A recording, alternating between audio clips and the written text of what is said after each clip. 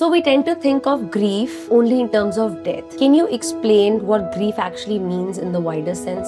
There are so many layers to grief. So I call it the ambiguous loss, where actually speaking, the person may be alive, but mentally and physically they are not present. Then there is anticipatory grief, where you're like loved one's life seeming like it's going to end. So the grief may start long before it actually happens. And this one grief society just doesn't want to acknowledge is called the disenfranchised grief. Loss of a job, loss of an identity, miscarriage. People are like, okay, move on in life, do this in life. But the best way to actually grieve is to look inward. And when you see things inward, you realize that your parents are actually inside you. I'm not talking about it only from a spiritual perspective, but even genetically, you are the continuation. We kind of let ourselves through so many things. We didn't want to be treated like that. That's so true. So what we need then is forgiveness of the self. We are telling ourselves that, I'm really sorry that I let this happen to you, but I promise you this will not happen again. Ashna Shah is an education professional passionate about reimagining early childhood learning in India. A master's graduate from the Harvard Graduate School of Education, she's worked at the intersection of research, policy, and on-ground implementation with institutions like Central Square Foundation, driving systemic improvements in how young children learn and thrive. Ashna combines academic depth with a hands-on understanding of India's education ecosystem, championing a future where every child's earliest years are given the attention they deserve. So we tend to think of grief only in terms of death. Can you explain what grief actually means in the wider sense? Society talks about grief as death and it's over, all right? But there are so many layers to grief, and there are 3 losses that society just doesn't talk about, okay?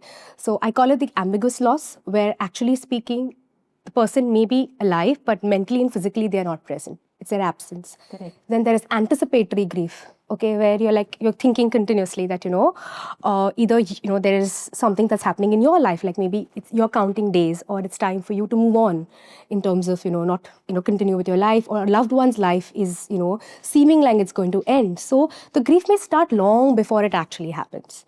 And this one grief society just doesn't want to acknowledge is called the disenfranchised grief. What is that? It's loss that we don't talk about, like loss of a job, loss of an identity, miscarriage, or, I know some of my clients who've been, victims of sexual assault, and there is a big loss that they find themselves in. But society just doesn't acknowledge it, and it is not validated. So nobody talks about it. So the person who's going through it doesn't feel it. So in the larger context of grief is much more than just death of a loved one. Exactly, because I think losing anything is a loss, and loss of anything that's important to you will be grief. Absolutely. Losing a pet can be sometimes a harder process than losing a grandparent. Maybe you spent too much time with the pet, 10 years growing up, but you saw your grandparents once a year. So the grief associated with that loss of that pet will be far larger than a family member. Or like you said, loss of a job, loss of a loved one, loss of a relationship, loss of a friendship. Something you relied on. Yes. You had a best friend you relied on for 15 years for everything. They helped you decide whatever was possible to decide in your life. True. And a job or a relationship changed their way of being, your relationship changed, that's a loss. Absolutely. That spot is gone from your life. So I really agree with you that loss can mean so many different forms. And I think loss is in the wider sense just seen as death. Yeah. And death of a family member or death of a partner or spouse or a child, and then that's grief. Yeah. That grief is attached to so many aspects of our life, and we can be grieving anything. Absolutely. We might not even realize it, right? Because we might not even realize that this is what I'm grieving, this is what the undercurrent of my way of being is. True. So this is why I want to have this conversation today with you, to help people understand that grievance may be the undercurrent they are living in. They may not really realize it. On surface, everything is perfect. They don't know why they're upset. They don't know why they're overreacting. They don't know why they're acting out. But it could be a grief related to something in their life. So tell me, why does losing a parent or a child hit very differently to a loss or a death of anyone else in our world? So there are 2 ways of looking at it. Let's look at parents first, okay? I would say parents are our emotional scaffolders, like they take care of us, like, okay, when we come to this world, we have an understanding of who we are, our roots, our ancestry, our legacy. Everything comes from our parents. Correct. And when they are gone, we start questioning our existential, being, like, why are we here? What am I supposed to do now? Like, there's a certain role parents are playing. Sometimes the relationship may not be so clear cut, right? Sometimes it's a wonderful relationship you have with your parents, like, but sometimes it can be complicated, or sometimes it can just be painful. But, saying that, parents lay a foundation for us to relate to the world. And when they go away, we find ourselves struggling with questions about how we're going to exist from now. I don't know if you've heard of Thich Nhat Hanh, okay? He is like the mindfulness monk, right? And I really follow a lot of his mindfulness movements. So he wrote a very beautiful book called How to Live When a Loved One Dies. Yeah, that's what the book is. And he speaks about, we are all continuation of our ancestors. Yeah. So, sometimes for grieving, people are like, okay, move on in life, do this in life, But the best way to actually grieve is to look inward, right? And when you see things inward, you realize that your parents are actually inside you. Like your DNA, your genetics. I'm not talking about it only from a spiritual perspective, but, even genetically, you are the continuation. Correct. Physically, we are. Absolutely. So if a person is looking for closure after a parent's death, the best way to do that would be to look inward, to realize that they're always there with them, rather than looking outward and being like looking for different ways to cope. But if they think they're a continuation, and this book explains it beautifully, I would say anybody who's grieving a parent or a loved one should read this book, because it'll give them a lot of insight as to how to continue, because it's not easy. We know. Especially a parent loss is, I would say, very, very difficult. Obviously, because, like you described very beautifully, the foundation. Yeah. So I see it as a backbone. Correct. When we are born, we don't know how to read, write, walk, talk, Nothing. anything. Yeah. Everything is taught by, let's say, parents. Largely, I'm sure there are exceptions in the world where they've not had parents, but they've had caretakers who've taken the parental role. So I'm talking about the parental role here. Yeah. They actually introduce the world to you. So they're like your backbone. Now, physically, even if everybody has a back. Yeah, now, yeah. without that back, we can't sit, walk, talk. Nothing. We can't function. Yeah. Even if that back is painful. So there are some people who have a tear, there are some people who have issues, there's some people who have a metallic back because they've had issues and they had to get something done. Sure. Whatever issues may have come up, you can't live without that back. Absolutely. I think similarly, when the parents leave, it's like that backbone falling. And I think it would be very hard to, stand up again. Right. So it's that finding that center, like, okay, Yeah. I have lost the back, but I need my limbs to move. Absolutely. I need my life to go on. And how? Yes. Yeah. I was asking you, what is the difference between losing a parent and a child? Yeah. Can you explain the child part? Yes, I will. So after the parent comes the child. Now, see, losing a child is very, very different in what way? It goes against the natural order of things, right? You are never wired to outlive your child. Correct. Right? As a parent, it's like, you can't believe it. I can only think of silence, because, the parent has built everything for the child. Like, they go to work every single day, they're building a future for them. So it's so against the whole order of life that you'll outlive your child. And that can be very, very, I would say, heartbreaking. And at the same time, very difficult to kind of really, Process. Yeah, and be accountable for so much guilt, so much of shame. Like, I could have done better, I could have done this. So because it's so difficult to think of outliving your child, there could be questions of what is all this for? What am I supposed to do now? The sense of purpose can totally be lost, when you lose a child. For a parent, I think it's the most difficult thing for them. Yeah, I think it is the biggest fear for any parent that anything happens to their child. Yes. Because like you said, in the order of nature, we are not meant to outlive our children. Absolutely. We're not meant to do better than our children for anything. We just want the best for them. So, naturally, if anything does happen to anyone's child, I think it can be the most devastating. Yeah.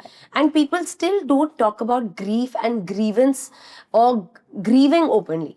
They don't. So, can you explain how grieving works in the therapy process? So the first thing about, grieving, okay? So I'll tell you, there are these 5 basic laws of grief, okay? This person, she went through a lot of psychological research and observations, and she's come up with these 5 stages of grief, okay? She talks about the first stage being denial, okay? Then we move on to, that's a defense mechanism. It's protecting us, saying that this is not true. Then comes anger, okay? Then there could be bargaining, where you're bargaining with, the higher order, saying that, what, I'll do anything, to get the control back in, Then comes depression, which is very important, because that's when you're actually feeling the entire weight of, The loss. Yeah, of the loss, you're actually processing it at a very deep level. And finally comes acceptance. Now, acceptance does not mean forgetting. Okay, that is something we have to remember about grief. You cannot forget. A loss is a loss, right? You can start living with it. You can start building a life around it. But acceptance comes from the idea that you start growing and learning to live with that. And one thing, no, Asha, I would want to say over here is that it's not linear. It's not like, oh, today first it's going to be denial, then there's going to be acceptance and then aggression or whatever. It's not linear. Two stages can be happening at the same time. Or, Correct. you can go back and forth, right? You suddenly made up your mind that, okay, now I'm okay about it. And then again, you go back to feeling the same thing. So I would really request people not to be in any hurry, right? Take your time, process it. And when you go with these 5 stages, it just puts it more simply. So when you're in anger, you realize that, yeah, this is part of it. When you're in depression, you realize it's not clinical depression you're talking about here, but it is an important part of grieving. Similarly, acceptance is not about saying that, what, I've moved on, now I don't think about it, I don't feel anything about it. So I would... Yeah, that is being indifferent. Absolutely. And if you really loved somebody or loved something so much, I don't think you want to kind of forget about it, right? It's always going to be there. Yes. Part of your journey. Absolutely. So can grief begin before the actual loss? Like you mentioned in the beginning, can you explain that a little bit more through anticipation or fear? Yeah, absolutely. Like, if I know I have only a few number of days to live, all right, the doctor said that, okay, I'm going through this, or whatever it might be, or a partner is going through that, or somebody in your family, you start grappling to control it, right? The fear comes from the idea that, what am I going to do afterwards? See, some things are not in our control, right? And the anticipation makes it even worse sometimes, right? Because it's not happened, but it's going to happen, right? So it's a mixture of two things where the feeling is the same, but it's the weight that makes it worse because you don't know when it's going to happen, how it's going to happen. The uncertainty of it. Yes. So anyways, you feel so much of lack of control, and imagine not knowing at all when it's going to happen. So the anticipation makes it even worse, I would say, sometimes. You mentioned the 5 stages of grief. Yeah. At what stage do you think most clients come to you where they've reached? So normally they come in the depression phase most of the times because, anger and bargaining are still stages where you're trying to get control, right? It's only when you are so miserable that you feel that there's no way out of it because, when somebody is depressed, there's a lot of shame, there's a lot of guilt, there's a lot of hopelessness that they're feeling from inside, know, and they can't see the world in a better way. So I think that's the stage when most people come in, because obviously denial is like they're not ready for it at all. So depression and acceptance, when they're, it's like almost like when they're tipping over, like, they want to start over, or they want to, finally like be done with this feeling of not being okay. So I think that's when they come. Can you tell us, how does society's discomfort with grief make the grieving process really hard? Because our society kind of expects us to move on. Everybody will keep saying, koi baat nahi hota hai. They'll say, this is natural. Parents eventually do die. Or people will say things like, it's okay, if you've lost a friend, doesn't matter. You have so many people supporting you. But they kind of like want you to like hurry up and switch on and switch off. Move on. Yeah. I don't even know what that means actually speaking. What does move on even mean? But let's look at grief, okay? I say that every individual's grief is as unique as your fingerprint, okay? Just think of it like that. So how can one shoe fit all? Not possible, right? Yeah. And even though it's so different, one need that everybody who's grieving has is that they need people to witness their grief, right? They want people, they want a support system, and society can provide that. Okay, unfortunately, our society, when somebody is vulnerable, okay, they want to cry. You can't cry. You look weak. You can't talk about grief. So these are some restrictions that come along. Okay, and I think I know like this one person, who's like somebody passed away very close. Now the person is expected to hold the family together. But I really feel that the person needs so much more support, right? And just because they have to play a particular role in society, it's not fair for that person. So in that situation, I would recommend therapy for a person like that because they can't give up their social role.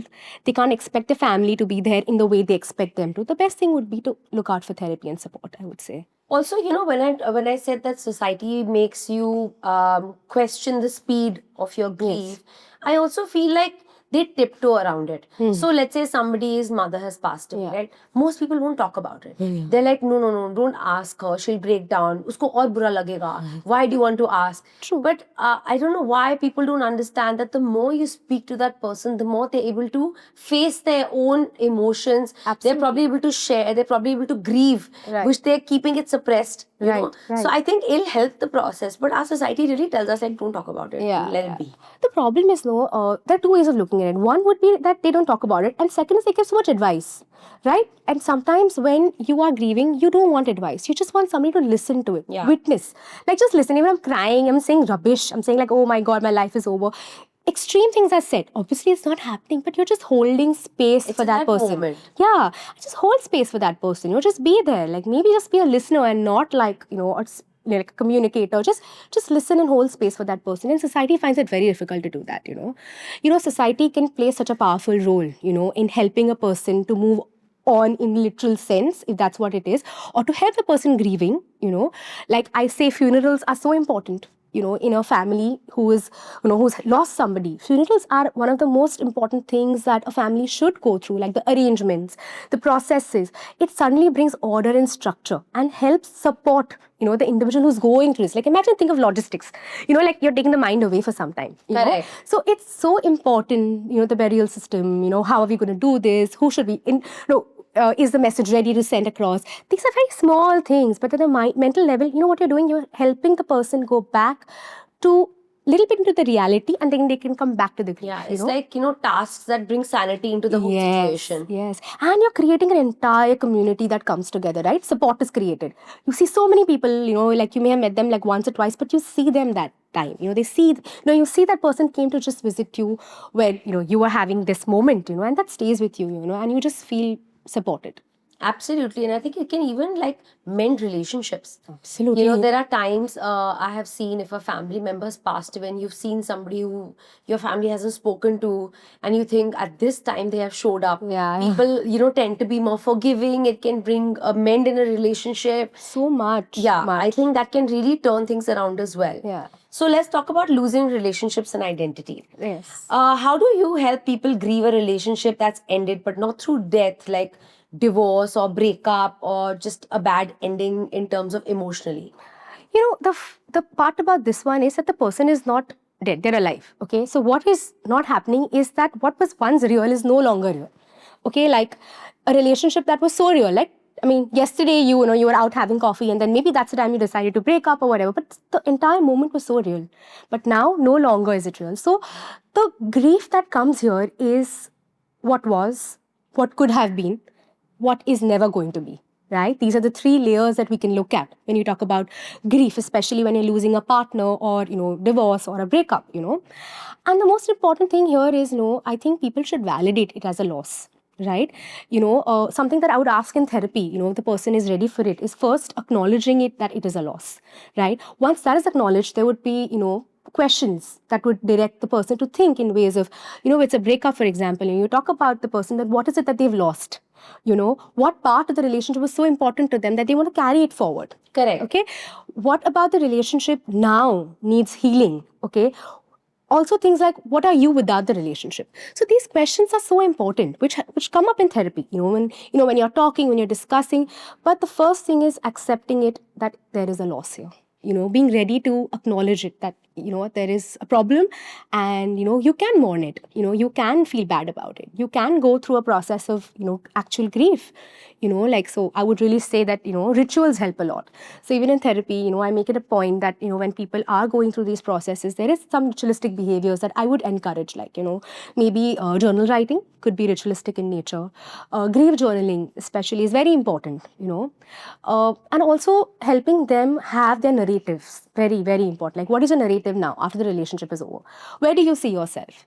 So when these journal prompts and when these rituals come together, it provides like a good support system for them where they can be open about what they are feeling, because sometimes you may not really be over the relationship. Yeah, exactly. And also you have so many memories with somebody. Let's say you go through a divorce, you go through a breakup. The person hasn't passed away. They're really, very much there in this world, like probably with someone else or not. But you have had memories of, being in a particular restaurant. You have things that you held on on to, that were given to you as gifts. Absolutely. You have all these things collectively, perpetually going to remind you that you were with this person and the love that you had.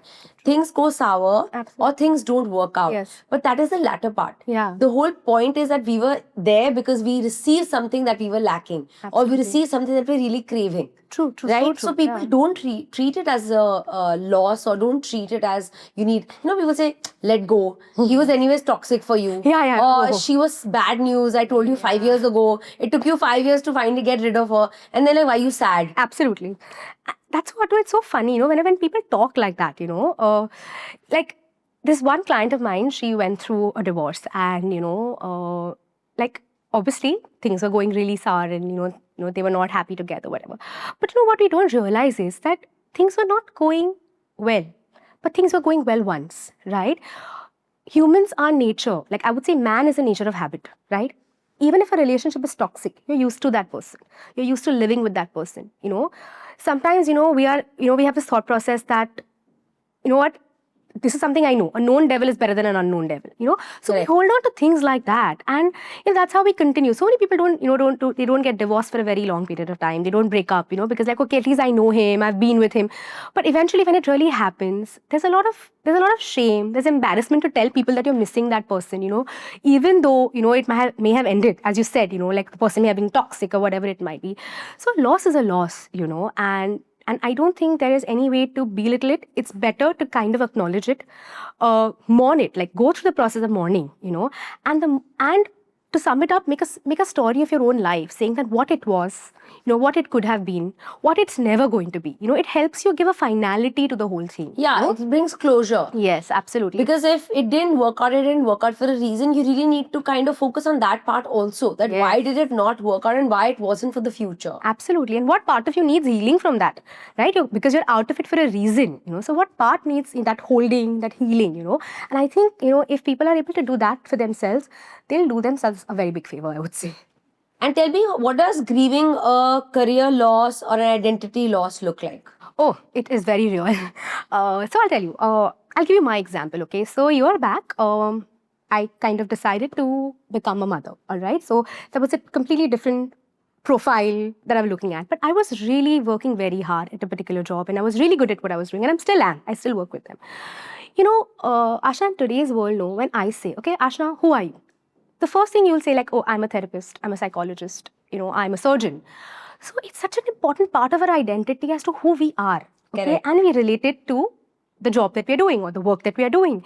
It's your identity, it's your validation, it's coming from so many places. It's coming from a place of community that you've built for yourself. Correct. So a lot of people don't realize that, they say, oh, what, like when I decided to step down and I said, what, I'm going to now take that break, people are like, yeah, that, you must do that. You have to give this time to your child, and this is a new, this is a new life that you're building for yourself. And they were all right, okay? And there was silver lining in everything that they were saying. But one thing that I will tell everybody, just because you chose something, that doesn't mean there is no loss. My choice does not nullify my loss. Correct. Right? I have to somewhere show up for myself, because that job, that work, that space meant Defined you for so long. Right. It was so close to me, so close to who I was today. I have to go back and reevaluate everything, right? So in therapy also, the first thing I tell people is to slow down, right? So in the end, conclusion was loss of identity. Yes. And loss of job. Yeah, loss of job, loss of identity, and more than, it's not about the job also, Ashna, it's not about the job. It's about the story you tell yourself about who you are because of that work or that job. Right? It's not about the job. Believe me, there'll be lots of jobs that's coming around. But what's the story you've told yourself about that job, about that workplace of yours? You told yourself something. You told yourself that this is who I am. This is what makes me happy. Happy. This is where I get my, my values from, or this is where I get a sense of achievement from. Yeah, your fulfillment. From. Yeah. So then you have to work on that. So your story has to be complete, right? There should be room for your entire story to be there, like right from the fact that what you've lost and what you're going to build now. And that's where the peace, that's where the acknowledgement will come from.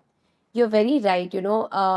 What you said really rung a bell for me as well, is people don't acknowledge that you have gained, but you have lost, because everyone just talks about the gain, and it doesn't nullify the fact that you have lost. Because I think I was somebody also, when I had my baby, I struggled with, because I was a workaholic, and I would, leave in the morning, come back at night, and my whole work was my world. Yes. And suddenly, when you become a mother, you don't have time for that, right? Absolutely. Your baby is your life. Absolutely. And that switch of worlds is so hard for you to understand for yourself. And everybody says you should be so happy. Yes, I am. Yeah, but what about the fact that I've lost an identity? yeah, absolutely. And you are confused. And nobody really helps you with that transition. Nobody. And it's true for a lot of things. Just because I chose this, maybe a lot of people have to leave work for a lot of other reasons, like there's burnout, there's retirement, there's a disability that comes in, or there is there are life-changing events that happen. Correct. Okay, you do make the choice. The choice is definitely yours, but the loss is also yours. I think that acknowledgement should be there. Because the minute you don't acknowledge that, and you start believing like, oh, I chose this. It was my responsibility, and a lot of pressure you put on yourself, but you don't realize that it's okay. If you're grieving that, it's okay. Yeah, you made the bed, you're going to lie in it, but it's still painful that you're going to lie in this bed. Absolutely, right? Yeah, absolutely. I agree. Yeah. Can we grieve who we used to be, the version of ourselves like we spoke about? And is that valid? Because I still feel like society, your own partner, your own family will invalidate what you're saying. Correct. So you don't go to them, right? You don't go to them. You don't go to... See, that's the reason I would say therapy is not always about extreme situations and extreme, incidents in life. Therapy could just be sometimes answers to questions that you are just lost. You just need a way to navigate. Sometimes that can really help. And yes, an identity loss is really true, right? The kind of energy you had at a particular time, the age that you were at, the way you were growing, the way you're evolving, your aspirations, all of these things are also a part of who you were, right? And if that is changing, I think it's important. So in therapy, we would say, we validate these things, okay? We validate the idea that this is a loss for you, right? And if you are really looking forward to grow in life, you have to be compassionate towards your present. See, acknowledging your past is important, but where's the compassion for your present? Like, correct. There's no, like, immediately you're not feeling good. I can't make you feel good immediately. Even if you come to therapy, I won't be like, okay, now you're going to feel good from today. No, that doesn't work like that. You have to develop compassion for your present, okay? And in turn, will you develop clarity for your future?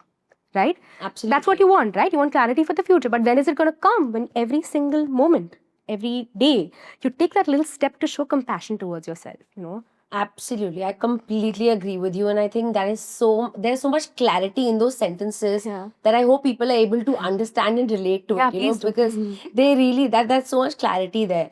And I think another thing that you said, if you can expand a little bit on it, when people lose identity, for example, could be out of choice, could be out of force, could be circumstantial. Sure. Also, people are not allowed to, feel bad. Like, for example, I'll tell you, if somebody says, I used to be a very fun person, I used to love going out and drinking and I used to party with my friends, but oh my God, I've grown up and I've realized that it's not for me. Sure. But they are disregarding it.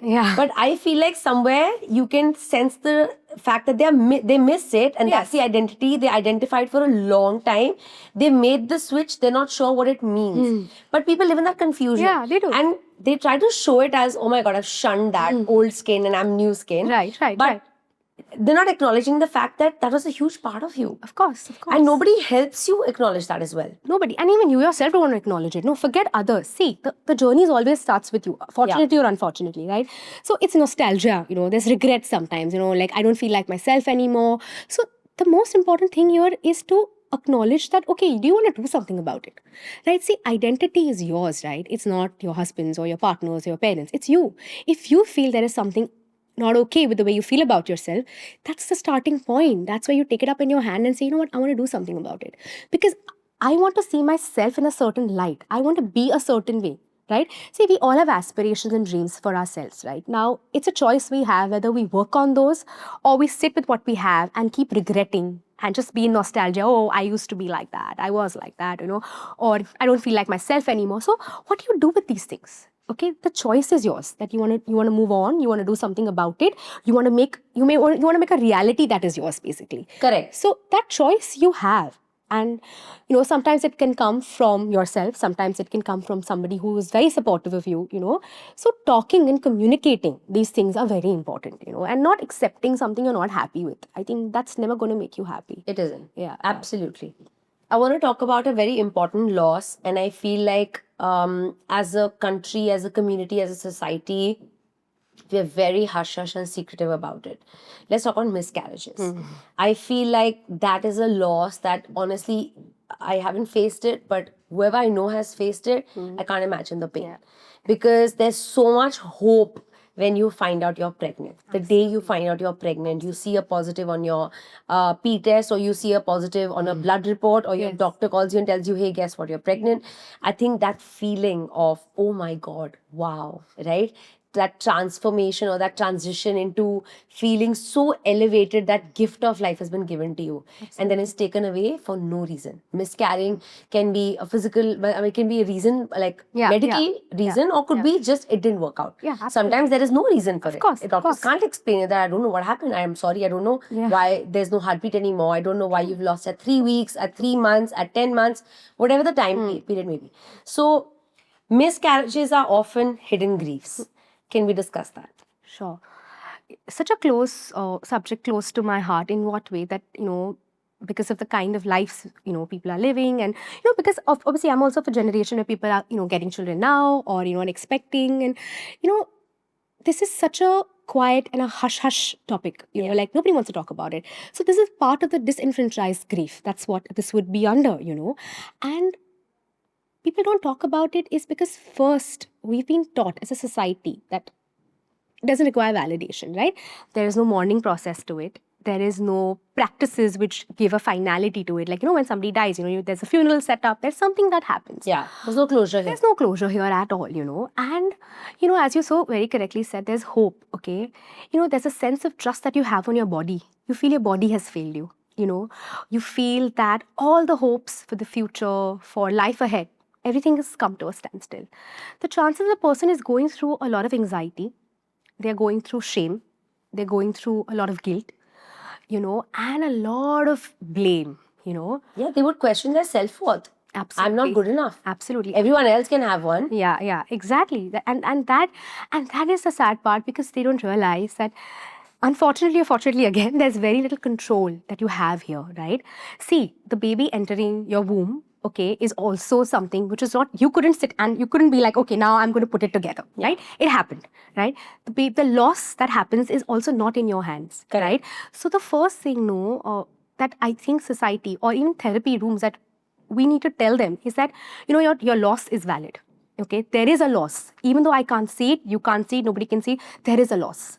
Okay, so first thing is to tell them that there is a loss. Once, you give them that power, you tell them that, you have lost it. Yeah, you have lost it. So I think from there, you can start working in therapy with them, start understanding healing, start understanding how they want to work about it. Because, see, this can result in a lot of future problems, in terms of not believing in themselves. There could be problems with their partners in the future because, sometimes it's very difficult to explain, and unfortunately... And you may be secretly blaming also. Yeah, absolutely. You could be secretly blaming the fact that, I don't know, the right nutrition wasn't provided to you, your husband called you for a trip, you went for, you came back, you lost the baby. Yeah. There could be so much underlying, and you've subconsciously decided, not consciously decided, but subconsciously, and then it shows up later. After a year, 2 years, you've had a baby, but still you're like, my husband's still responsible, my family is responsible, my friends are responsible, whoever.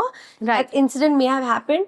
Because of them, I lost my first child, or my child in between, or whichever. Whatever. Yeah, absolutely. And also, the thing is, it's somatic, right? Losing a child is a very physical thing, right? So sometimes somatically also we hold on to these memories, okay? Yeah. And physical pain. Yes, the physical pain, the sense of loss, because for a woman it was so real, right? So I would really recommend a lot of somatic therapy for people who, who've gone through this kind of loss, yoga, things like that, to recover from this, because suddenly you need to start believing in your body again. And even the body has faced that loss. So there's trauma, right? There's trauma that you've internalized, right? And that trauma needs to be released. And the first practice would be through physically releasing it, and then moving on to mental work and, emotional work, therapy if it's required, I would recommend that, But yes, this hidden bit in terms of nobody. And initially, what happens in the first 3 months, no, Ashna, nobody talks about it also. Yeah. So if the loss also happens, nobody knows about it. Yeah, it's right? supposed to be kept a secret. Correct. So it's a kind of a silent loss. Like, no, you can't talk about it. You can't discuss it. Because you're not supposed to tell anybody about it, and then it happens. But this whole not telling anybody about it comes from the fact that you'll be seen as incompetent. Yeah, exactly. Incompetent, you'll be seen as, somebody who wasn't capable enough. Yeah, exactly. Yeah, exactly. You're incapable, you're incompetent, Yeah. you're not good enough, hence now let's keep this a secret. Yeah, and I also feel sometimes, Ashna, in today's world, I think people don't want to talk about losses. Yeah. Right? Because as you very correctly said, incompetence or, you're not good enough, and also everybody doesn't have a good intention. That's what comes to their mind also. People are not always there to support you. And that's the reason when you have such losses, it's a good idea to talk to people who you think are going to support you. Yeah, because otherwise it'll turn into gossip. And that's not what we want, in such times at least. That's absolutely Yeah, true. yeah. You know what I've also realized, or I've observed in seeing this kind of situations is that even two partners don't support each other. Yeah. So let's say when it happens to a couple, it doesn't happen to just the woman, it happens to a couple. Absolutely. The partners struggle in communicating grief. The partners struggle in communicating rebuilding. The partners struggle in communicating that, yes, we have had a loss. What should we do about it? Together. Absolutely. See, because, I'll tell you why that happened. Because grief is never synchronized, right? Like today, how you feel about something and how I feel about something may be very different, right? Correct. So how can I expect my partner to grieve in the same way? For example, if there is, the woman who's grieving, like she's feeling it in the body, in the mind and everything. For the man who's grieving, he's feeling it maybe just emotionally, okay? He may be feeling very helpless because he doesn't know what to do because he wasn't really carrying the child, right? So it can be very different for two people. In such cases, I would recommend that communication is very important. You can't expect the partner to grieve the way you are grieving. It's not fair, right? Communication is very important. Checking in is very important. I would say sometimes having rituals to, come together in terms of, you want to write a letter together to the child that was not born, or maybe just, all your hopes together. Yeah. Like maybe making a memory box of what you're expecting or not. So I guess if there's a ritual also that maybe you could do together, just to come together for that time, and then move on separately. Yeah, I think that would also help in that bond forming. Absolutely. That I'm not alone. Because the whole point is that when we feel alone is when we feel the most hopeless. True. Absolutely. So yeah, I think what partners can do together, they can grieve together and also grieve separately. So I think that if they keep in mind that they can be together for those moments, they can check in rather than, being judgmental about it. Like, are you over it now? Can you get over it? Maybe you can ask a question like, how does your heart feel now about it? How do you process it now?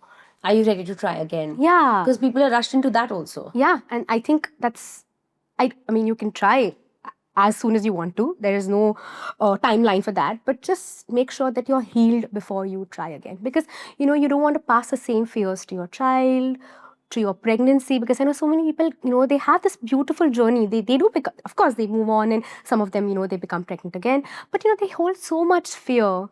And I feel that sometimes translates into, their journey and their child's journey. So I think it's a good idea to just heal yourself and then move on, I think. Do you see patterns of shame mixed with grief in miscarriages, and how does one untangle them? So shame and grief are like, they're there, So grief is like something's gone wrong or something's not right. And shame is like something is wrong with me. That's how it is, And shame is so easily available when you're grieving, It's almost like, it's like waiting outside the door and just open the door and it's all there, So best way to untangle shame is to call out. Say that, okay, I'm feeling embarrassed to cry. Call it out. Because the minute you call it out, the judgment is gone. Okay? And it's almost self-judgment always. Absolutely. Also responsibility. We feel so responsible for everything, no? Especially if you look at miscarriages, okay? The woman feels so responsible for it, like it is all her fault. So realizing that there's a difference between responsibility and there are times when things are not in our control. So you couldn't have controlled it. If you could have, I'm telling you, you would have done everything in your control, right? Correct. So that's a way of looking at it. Also realizing that this is a part of my life. This is not my entire life. So this generalization that we have, my life is over now, nothing's ever going to happen in my life anymore. So these generalizations that we make. So in therapy, I call it catastrophizing or catastrophic thinking. That's what I call it. And dichotomous thinking. What is catastrophizing? Basically, anything that happens, you make a very big deal out of it. You make it out to be like the worst thing for you. And dichotomous thinking is black or white, right? So we challenge these thoughts. We ask the client that, I really think that, other parts of your life are still working well, You think that this part is the only one that's not working well. So when you're able to do that, you're able to understand that everything is not lost. Correct. You can get your support, you can get your energy from other places and move ahead, So I think when you do that, when you call out shame and when you call out these parts of your life, you start realizing that all is not lost. And you definitely can let go of shame like that then. Okay, so I'll give you an example. Okay, so this client of mine, this is not related to miscarriage, this is related to a relationship which, it wasn't very healthy, but she still stood by him because, he was going to kind of, leave the world very soon, So she stood by him, she went through the whole relationship. And when he died, okay, there was so much guilt and so much shame that maybe she didn't do enough, or maybe she just showed up in a different way, or the fact that she couldn't stand up for herself.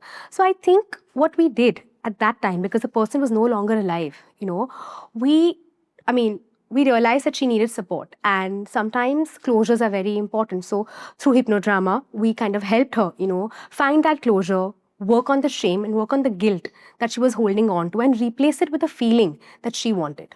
So I think it's very important to kind of take support and therapy and the correct therapy for this when you feel yourself, you're stuck in a situation like that. Absolutely. So let's go into a little bit of psychology of grieving and how different people show up in different forms of grieving. Yes. Some people completely shut down, whereas some people go into a work overdrive. Right. Some people completely disconnect with their family members, stop talking to their spouse, stop talking to their children, act out. Right. And some people become overly attached, like I might lose you too. Yes. So how does that work? So everybody's adaptive systems are different. So in a therapy called EMDR, okay, we work on your adaptive system. So in terms of how you respond to the situation is something that you've been taught from childhood.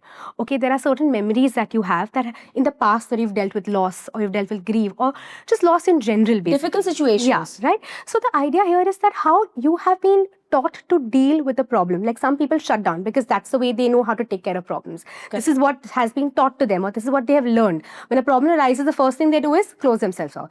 Now some people have been taught, go looking for help, right? So every individual will look for help or to deal with loss in a way like that. Right? So your childhood memories, your childhood experiences, what your parents have taught you, about dealing. Conditioning. So, conditioning, right? So if your parents have dealt with grief in a certain way, like where they were okay for you to cry, they were okay for you to let it all out, talk about it, then you'll follow those patterns, okay? How your family grieved collectively together. So the idea is that what you've been taught as a child will translate into your future losses, into your future ways of dealing with losses, basically. So my idea here is that every individual is different. Their way of responding to grief will be different. At the same time, the time they take to grief will also be different. Correct. Right? Yeah. Each person has a very unique way of dealing with anything. Anything. Yes. Yeah. Yes. Yes. Absolutely. Do you think grief can ever be turned into growth? Do you think grief can go towards fueling growing? Or do you think that's toxic positivity? There's so much pressure around this, right? Like, when you're grieving, you're like, you should come out of it, you should grow out of it, okay? So grief can lead to growth, okay? But you remember three very important things, okay? It's non-linear, it's very personal, okay? And it's very, very voluntary, okay? Today, if I want to grow from my grief, it's not that I'll decide today and it'll happen tomorrow, okay? It's not automatic, it takes time, okay? Yeah. It takes energy, it takes space, okay? And for everybody, as I said, grief is different. But at the same time, what do I want to make out of it? Some people, they choose meaning out of it, okay, to take care of their grief, But again, it's very voluntary. I want to do that. Do I really want to do that? And, everybody keeps saying, it's meant for the best. I'm so happy, you should be okay with it. There's always a silver lining. That is toxic positivity, I would say, where you're trying to tell a person that everything is okay. Which is not true, and growth is very, very, very, very individual. Like, some people may want to grow, do something out of it.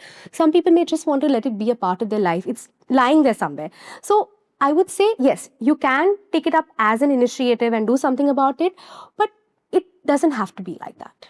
Also makes me think of certain situations which are so unusual and so hard to understand. Maybe you can throw some light on it. Yeah. Let's say somebody loses an abusive father. Right. Let's say somebody loses a toxic sibling. Correct. Let's say somebody loses a spouse who they were being beaten by. Right. And there will be grief. Yes. Because they have lost a marriage, they have lost a parent. Correct. But at the same time, there's relief. Yes. Right? So, can you explain that a little bit to us? So, as the case I was talking to you about earlier, okay? So, this relationship was very toxic. She wasn't happy in the relationship, and because she had to go on with it, she did a lot for it. But she felt a lot of burden. Like, she wanted to move ahead. She wanted to start a new relationship. She wanted to be with somebody new. But because of what had happened in the past with the earlier relationship, she couldn't find that outlet. So, as you very correctly said, people want to move ahead after such relationships. They don't want to be stuck in that past or have a repeat of that, because sometimes you don't know what to do with it. Yeah. So sometimes in therapy, we help people kind of acknowledge the loss, but also look for forgiveness. Okay, forgiveness not to the person but to the self, because we kind of let ourselves through so many things. We didn't want to be treated like that. We didn't want people to talk to us like that. That's so true. All right. So what we need then is forgiveness of the self, where we are telling ourselves that, what, I'm really sorry that I let this happen to you, but I promise you this will not happen again. This one statement is so powerful, where you are standing up for yourself. I tell so many of my clients, there are times where, people don't let you down. You let yourself down. It's like a problem arises and the first person to leave the room is you. Not literally, but mentally you leave yourself. You leave yourself in the mercy of somebody who is not very kind to you or not very compassionate towards you. So, as I said, forgiveness would be very important, would be a perspective that you would look into, because when you forgive yourself, you are able to move ahead. Absolutely. So I think that is a huge part of moving ahead in anything in life. Absolutely. It's very easy to say let go. But even let's say somebody who's had a miscarriage, Yes. let go, instead she could forgive herself, because she will hold herself responsible. Absolutely. So yeah, I think forgiveness is a huge part, and forgiveness to self particularly. Yes. Absolutely. I think that's beautiful what you said. Let's talk about collective and generational grief. Families often grieve differently. Like you said, yes. each individual reacts and acts and processes everything very differently. How do you navigate conflicts that arise in shared mourning? Every individual's personality is so different, right? Today, somebody would want to cry it out. Somebody would want to just focus on work and get on with life. So much logic, So sometimes instead of building bridges, we are like literally building barriers, So the first thing is communication, like communication as a family, that what? You can take your space, you grieve the way you want, let me grieve the way I want, okay? That's one thing. Second is shared remembrance. What does that mean? That maybe there is something that the person who you are grieving for love to do, love to kind of, enjoy things, okay? So do it together with your family members. So those are those moments where you come together, There could be a ritual, like every evening maybe, you sit down together and have a cup of tea, because that's what the person really like to do, Like a ritual at the end of the day, where like maybe you all eat dinner together, So what happens, you're grieving together again, but you also have the space to grieve separately. This makes grieving a more personal, because grieving is a very personal experience, makes it more personal, and also that there are people who are there to support you. Yeah, right? then the shared journey as well. Yes. Yeah. Because I think it's very important, because grieving can never be done alone. It's very lonely, to be very honest. So the ideal way would be to have these, things happening together, creating experiences together, doing rituals together, talking about the person together. So this could be done together. But other experiences, individual experiences, people should have that liberty and that freedom to just be like that. Correct. Yeah.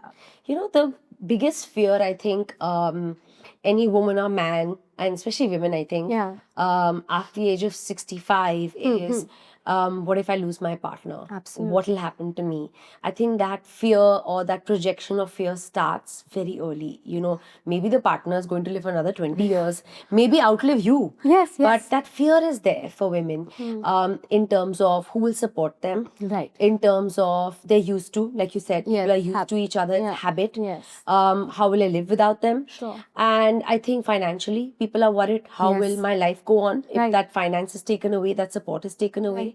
So that grieving starts way earlier than Yeah. required. True. I think fear comes into it. Yes. I think already women start living in such a bad state of mind from that age onwards. True. You throw some light on that. The thing is, what you've said has so many elements, right? It has elements of financial dependence. It has elements of not knowing how to go about a lot of things in life, like, like finances in terms of, accounting or, basic things that maybe a particular role in the partnership was doing, right? Yeah, So you don't correct. know what to do. So I would say a good idea would be rather to feel helpless. That's what this feels like, okay? Try feeling empowered by learning, by trying to accept and realizing that this is part of life, right? Yeah. Impermanence is what I tell all my clients. Impermanence is a part of all our lives, right? Nothing is permanent.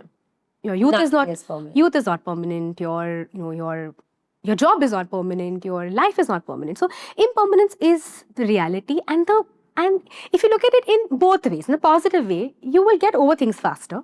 You will move ahead faster. At the same time, you'll realize that whether it's your marriage, whether it's your children, whether it's you, nothing is permanent. Correct? So if this law of impermanence is what you understand, and it's a very, very important law in Buddhism, it comes from there, you'll realize that, you won't get attached to things so easily.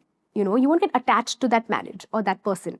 You will love them. The love is not lost here, but you will also realize the nature of impermanence of that relationship or that person and also your life itself. So I guess if we switch the perspective from being helpless Correct. to being empowered, Yeah. to take the right guidance, to know things, to be more knowledgeable, to ask the right questions that, okay, you know what, if you're not around, what am I supposed to do? Like when you're 60, you know that life is very unpredictable. I mean, you can't even, I would say like 45, 40s, things are so... Now. Yeah, now. So I think rather than being at the mercy of life, you have a choice. You can pick up early. You can pick up things early. I think it's very interesting. There should be some courses for, 65-year-olds that, how to be independent. Because I Yes. think it's so difficult after 45 years of marriage or 40 years of marriage to suddenly think of you. Absolutely. It's always we, right? It's not I. It's Yes. like you think everything is together. Together. Eating is together, finance is together, traveling is together, you had kids together, your life is together, sleeping together, waking up together. So you don't actually know what you would do. Yes. And I think there should be something that, I don't know, someone could do about it and probably... Why don't you do something about it? Yeah, you start a course like that. No, it just made me think now that, my God, everyone actually fears that a lot at that age. What if I lose my partner? Mere ko kya hoega? But it's What will like I that. do alone? Yeah. As you grow older, we fear things more. You will always notice that. As a child, they don't fear too much. It's as age progresses, we fear things more. We fear a Why? lot. Because we become clouded and we lose that sense of, when we are kids, we know nothing is permanent. This toy is not permanent, Yes. might be taken away. This food is not permanent. My mom might take it away. Correct. So they're so I would say aware of that concept of impermanence. But I think as we grow, Yeah. it gets clouded and hazy, and then we start thinking everything is permanent. Why have I lost this? Correct. know? We can't get over it. We can't get over small losses also. But that happens with age because things are more permanent in terms of life is like one day suddenly things are different, but otherwise things are very consistent. So we mistake that as permanence. That's so true, because when you're growing up, at 7 you think very differently, at 8 you think very differently, at 10 you're a completely different teen and your life has changed. Yeah. So nothing is actually permanent at that age anyway. Absolutely. Hence, we've been living, let's say your 30 to 40 is pretty consistent. Yeah, you're like there. You would probably be in a similar job, you would stay in one job. Yeah. You would probably be with the same partner for those 10 years. Yes. Probably have a child. I'm just saying, Yeah, all of it is just 100%. permanent factors. 100%. And that's when we forget that actually things are not permanent. Things will change, things will evolve, things will become different, So that's where loss hits us so much, right? Grieving happens so much, and which is fair. We are humans, we are going to feel a lot, and Correct. we should feel. I mean, it's just right to be like that. Absolutely, Yeah, it is. yeah. So do you believe communities and even nations carry collective grief? Oh, yes, of course they do. Because, grief is not always personal. It can be collective also. Like, people who've gone through genocides, they carry this inherent, generational or ancestral trauma with them, wars, natural calamities, and it's sometimes seen in the way they kind of respond to things, in the way they process information, Don't you think a lot of it is brainwashing? So, for example, when people collectively grieve, I don't know, something that went wrong against their religion or community, and Sure. they decide to throw a bomb at some building or a Correct. school, Correct. that's just like, It's not correct. It's definitely not correct. But what I'm saying is that what happens is that because these were the stories told to them. No, that's what I'm saying. Yeah. Is the grieving actually collective, or it's just kind of brainwashing, like you all should feel sad about it and now let's do something about it? So I'll tell you one thing. Of course, what they are told is another thing altogether. But sometimes you carry it with you. You carry that collective loss because what happens is it's inherited. Now sometimes I may not have the space or the language to deal with my trauma, right? Something happened to me, as it has something happened to my family, something happened to my community, but I never had the space or I didn't have the language to kind of resolve that trauma. Correct. So what happens is it goes on to my children, grandchildren. Why? Because somewhere that sadness or that loss is still there, and my children and my grandchildren have this opportunity to kind of let go of it. Break the pattern. They have it. They have that choice, So, of course, what they're told now is very different. But the idea is that, yeah, you could carry it with you, right? And you have an opportunity to let it go if you really want to, And that can happen through collective experiences, storytelling. As you very rightly said, people can be brainwashed. Similarly, people can be empowered with these stories also. Like there could be stories that they could say that, they went through this, but, how is it that we are coming out of it? What are we doing to move forward in life? How are we protecting our community now? How is it that now my ancestors can feel proud of the way we are behaving? How the generations to come can feel more empowered, right? So I think the choice is there, right? Your community has gone through something, but you have that choice to switch the narrative.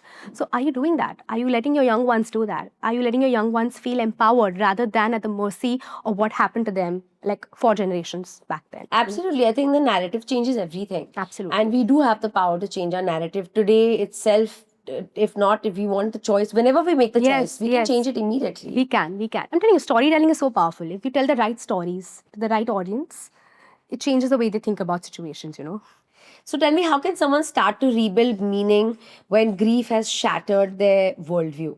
So, first of all, this whole thing of, them feeling shattered and broken, it comes from the idea that they have a loss which is really heavy, okay? They can't let go of it, I sometimes give the example of, the Japanese art of kintsugi. Have you heard of that? Yeah. It's basically you take broken parts and then put them together with, lacquer, gold lacquer, I think. Yeah, that's lacquer on the vases. Yes. They do that. Yeah. Correct. What is that actually? That's actually, the pieces are actually broken. But when you do all the process, it looks so beautiful now. It does. Right? So if you keep that idea in mind, and that's where art therapy in situations like this would really be helpful. Because you build something, you create something. And, the same person I spoke to about Thich Nhat Hanh, he says that, no mud, no lotus. Right? So if there is no muck and there is no dirt, lotus is not going to grow, So you can take it as an opportunity if you want to grow from it, okay, to rebuild. See, you can never let go of what you have lost in the real sense, but you can build a life around it. You can build things around it, okay? The choice you have, okay? So I would not look at loss as just something you have to move on or forget, but I would look at maybe loss is something that you can build your life around it. It can be a part of your life. Yeah. You could have an altar where you put everything about the person you love so much together, and you can revisit it every single day if you want to, So it's a choice again, right? So broken and shattered are very strong words. We could think of it as more of a weight. Yeah. And slowly and gradually with time, the weight of the situation will lifts. Yeah, it lifts, and you start building your life around it. Correct. So tell me a little bit about hypnotherapy. I know when you walked in, we had a little conversation, and that's something I was not aware of. I had no idea. Yeah. I'm very fascinated by this topic because I think in general, people have an idea of what they've seen in movies or read in books, but people don't actually know from a therapist point of view what hypnotherapy entails. So, okay, I'm going to keep it very short and simple. Okay, so I believe that we all have a very powerful subconscious mind, right? And the best way that you can kind of work with the subconscious is giving suggestions. And hypnotherapy is that. Suggestions are given to your subconscious mind. And that suggestions are then, slowly and steadily seen as actually happening in your life, right? So hypnosis can be used for a lot of things. We can use it for fear. We can use it for, some kind of conversations that you've not had with people. Trauma, yes, very, very close to trauma. Then, there's certain relationships that you just can't deal with, and that's when energetically you want to break ties with them. That's where hypnotherapy helps again. Loss. Yes, loss. Sometimes somebody is like a relationship that, you just are done with. Like, maybe it's toxic, or maybe it's a person that exists, is still there in your life, but still has a very negative impact in your life. So cutting ties, okay, cord cutting is what we call it. So hypnotherapy actually is quite elaborate. There's a lot happening there. But the one important thing in hypnotherapy is believing in it, all right, being ready for it. That's right? anything. Yeah. If you don't believe in even talk therapy, or if you don't believe in any therapy, any form, if you don't believe in anything, let's say if you don't believe in faith and you don't have any faith or any belief in religion, Right. then even that you'll be say, I'm an atheist. Absolutely. So I think in the end, you require faith and belief in anything for it to work for you. Absolutely. And also, as you said, coming back to the point where, in movies and in these television serials, they kind of dramatize the entire thing. Hypnotherapy is there's no drama involved. You have to be very honest. I cannot make you do something that you don't want to do. Like, a lot of times, people are like, okay, what? I hypnotized her to walk faster. Speak French. That's not going to happen. No, that's really not going to happen. Okay. Like, because there was a lot of, when this field came up in psychology, like to support people in therapeutic work, there was a lot of stigma associated with it, right? People will take my secrets away from me. They'll make me do things I don't want to do. So I would say, like, so my students sometimes are so fascinated when they know that I do hypnotherapy. Yeah, I am as well. Yeah. So they would come to me, can you hypnotize me right now? I would tell them that hypnosis doesn't work like that, So there's Eastern and Western hypnosis, right? I don't do Eastern hypnosis. I do Western hypnosis, which is purely from a clinical perspective.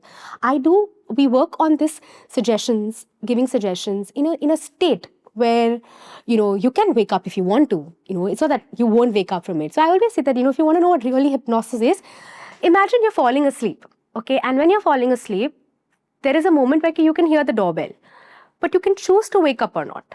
If you know somebody's going to open the door, you'll go back to sleep. So that state is what hypnosis is like.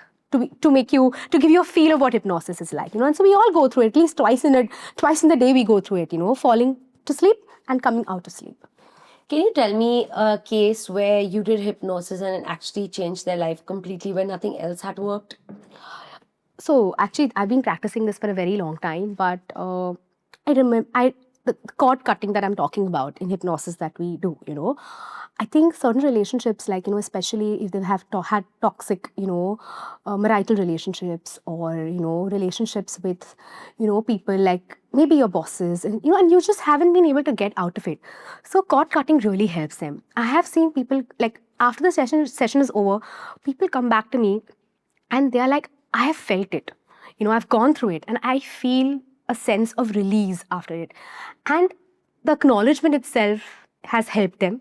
And over a period of time, obviously, because, you're going on with them for a pretty long period of time, you realize that, okay, you can see the change. You can see the, the after effects of what they've gone through. So cord cutting is also a very, very powerful exercise, which we do.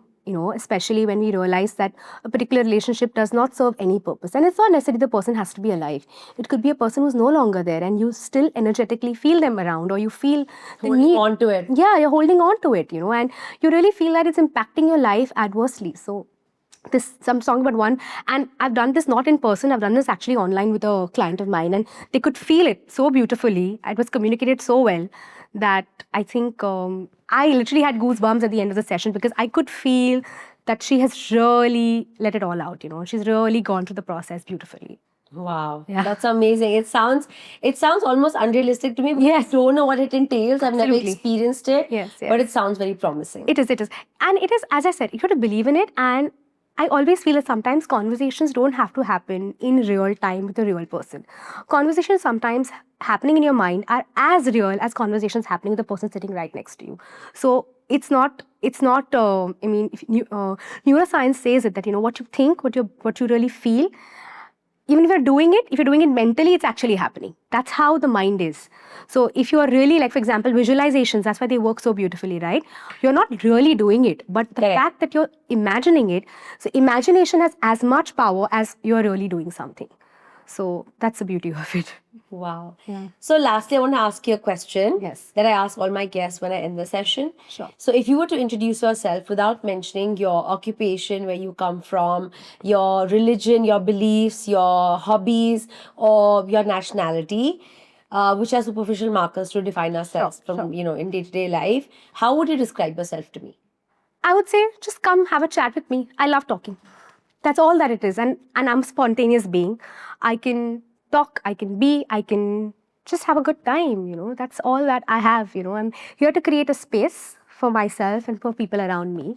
And that space is the one that should be nurturing and loving in general, I think. So for me, it's all about creating that space, talking and being spontaneous. I think that's who I am actually. That's my energy basically. Wow, amazing. Thank you, Ashna. It has been a really, really, really amazing conversation. I learned so much from you. And I hope anyone who's grieving any kind of loss can get the right takeaway from this conversation. Thank you so much for having me here. I love talking about grief. And as you said, I hope people who are grieving realize that they're not alone. And there are so many insights that we've given them today. I hope they can take on some and do something for it, you know, Yeah. and not live with it. Just like Absolutely. that, you know. Thank you so much. Most welcome. Hi, I'm Ashna Shah, a clinical psychologist and an arts-based therapist.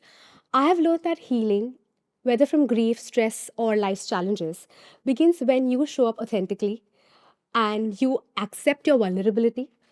And that's where the road for self-compassion comes in. I share reflections on resilience, growth, and caring for your mind. Subscribe and let's keep mental health conversations real.